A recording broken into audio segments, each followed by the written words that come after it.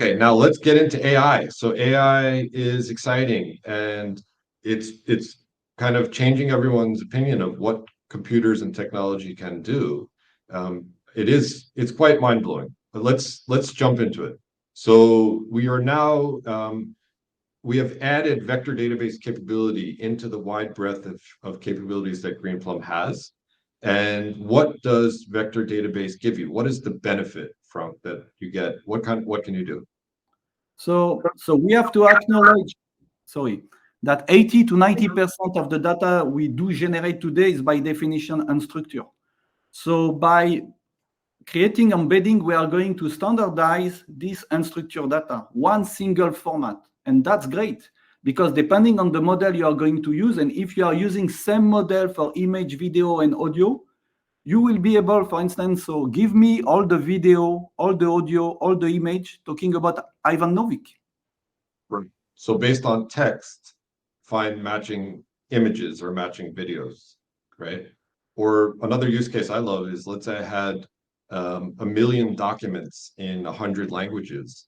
I could search for certain topics in those documents in one language, and it can match and find the relevant data in all the languages, right? Because the data goes through a transformation stage before you store it, where it transforms from unstructured data into a mathematical representation that represents its meaning. And so by just comparing the mathematical representations, we can do similarity search. And again, this is a huge recognition to the fact that this capability that we have is largely built in the Postgres ecosystem, and that we're able to integrate it rapidly into Greenplum because of our Postgres foundation. So we have a wide breadth of capability that we're bringing here. So pgvector, can you introduce pgvector, Frank? Sure. So pgvector is an extension coming from the Postgres community. So now we do support the release 0.5. It's bringing, of course, vector data type, and we will show some example. Again, as I mentioned, so you have image, you have text, you have audio, you have video. You are going to use the generative AI model with transformer, and then you are producing embedding. Embedding is a vector, is an array of number. And the vector can have many dimensions, up to 1,000. So we are going to provide ability to store vector, to query vector, also to use some specific indexes. But we are not only a vector database, and that's the big difference, because we are going to be connected with the, I would say, remaining information, and we can also combine with traditional search. We can combine with geolocation. And of course, we have the scalability of the Greenplum platform, so no limit. Right. So it's an MPP, massively parallel implementation of pgvector, which means that you could be doing terabytes to petabytes of unstructured data processing. And it's also, I mean, probably worth mentioning that it's private, right? It's not, there's no data, you don't need to use ChatGPT or OpenAI. We have open source models that can do this data processing natively, locally, right?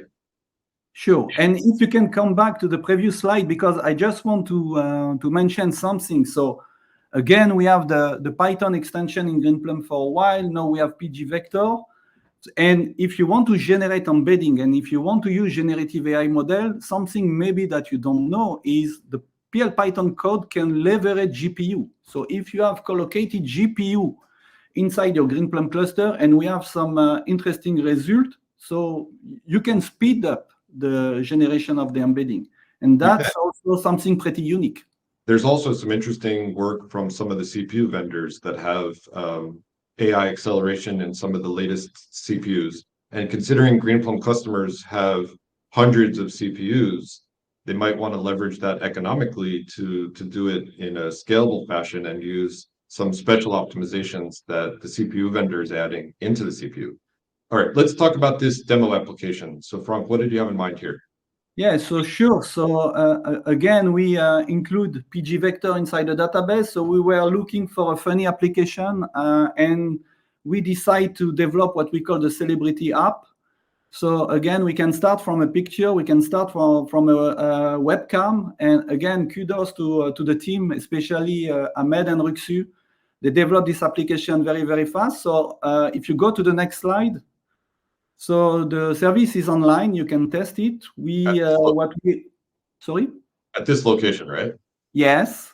It's a small Greenplum cluster stored in the cloud because we are multi-cloud as well.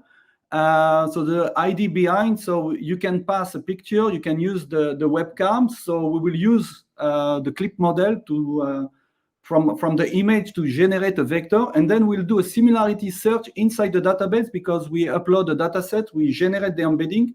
And by the way, we use also the GPU, I would say, capabilities. And then you can do a similarity search. So if I pass your image, we are looking for the 3 most relevant people looking like you, Ivan. Thank you.